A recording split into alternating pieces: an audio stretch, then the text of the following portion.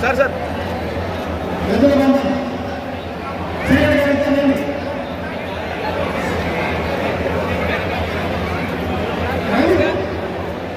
Sir sir okay sir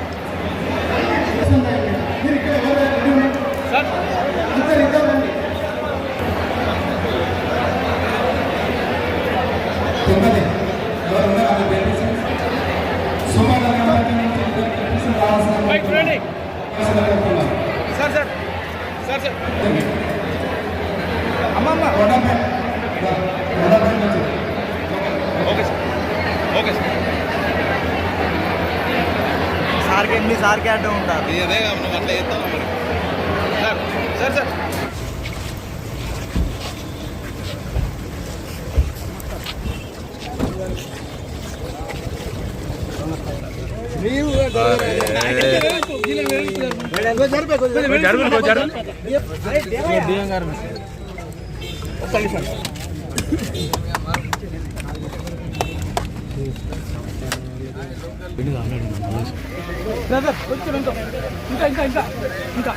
కొంచెం దగ్గర పట్టుకో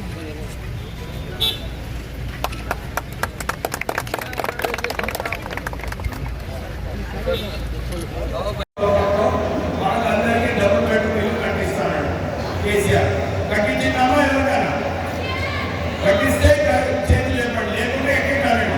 కట్టించినా ఎవరికి కట్టలేదు. కాంగ్రెస్ ప్రభుత్వం ఇంతకుముందు సత్తాలో ఉన్నప్పుడు చాలా మందికి ఇల్లు ఇవ్వడం జరిగింది. కొందరు ముసలింలకు తెలుసు, ఇందిరాగాంధీ గరీబీ హఠావ్ పేద ప్రజలకు ఇల్లు కట్టాలని చెప్పి ఆ రోజులలో ఇందిరమ్మ ఇల్లు ఇవ్వడం జరిగింది.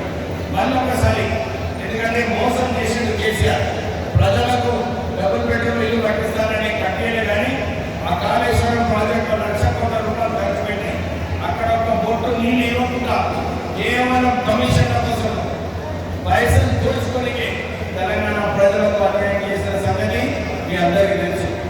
అదే ₹1,00,00,000 ఖర్చు పెట్టకుంటే మనకు డబుల్ బెడ్రూమ్ ఇల్లు కడితే తెలంగాణ వ్యాప్తంగా అందరికీ డబుల్ బెడ్రూమ్ ఇల్లు వచ్చింది. కానీ రాష్ట్ర ప్రభుత్వము, కాంగ్రెస్ ప్రభుత్వము ఆ నిర్ణయం ఏదైతే తీసుకుందో మీ అందరికీ ఇందిరమ్మ ఇల్లు ఇప్పించాలని చెప్పి వారు ఆల్రెడీ మాట ఇవ్వడం జరిగింది. మన చెన్నూరు నియోజకవర్గంలో సుమారు 12,000 అప్లికేషన్స్ వచ్చినాయి. మనకు రాష్ట్ర ప్రభుత్వం నుంచి 14,000 ఇల్లులు